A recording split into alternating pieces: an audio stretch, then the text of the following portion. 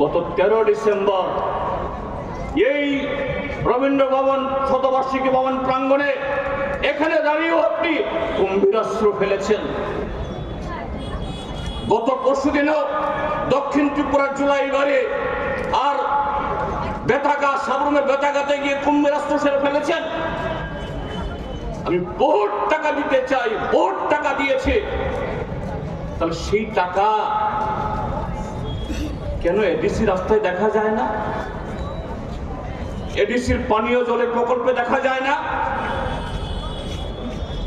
কাগজে পত্রে বলছেন ত্রিপুরাজের 85% বাড়িতে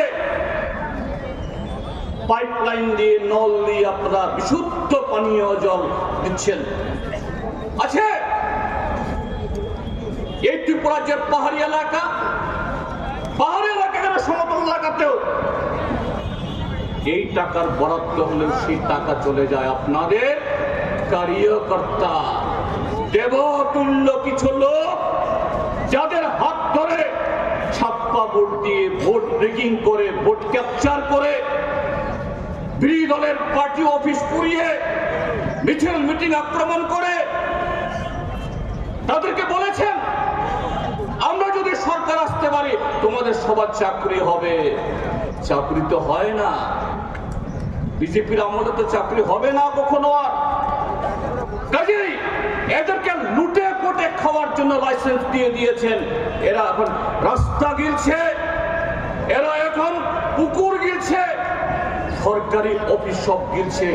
আর ডাকাতদের মধ্যে যখন লুটপাট করে মারামারি হয়, প্রতিদিন কৈলাসহরে, কুমারঘাটে, উদয়পুরে, সোনামুড়াতে, বিশালগড়ে আমরা কি দেখি? মথা আর বিজেপির মারামারি, বিজেপি মারামারি। এই মারামারি, এই সংঘাত, এই বিরোধ নীতির প্রশ্নে না, কর্মসূচির প্রশ্নে না, গণতন্ত্রের প্রশ্নে না।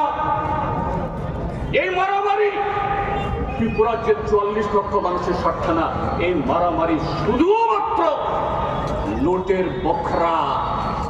এই জায়গায় আজকে ত্রিপুরাজ্যের মধ্যে নিয়ে গেছে বিজেপি এবং তার এই দুই শরিক বন্ধুরা।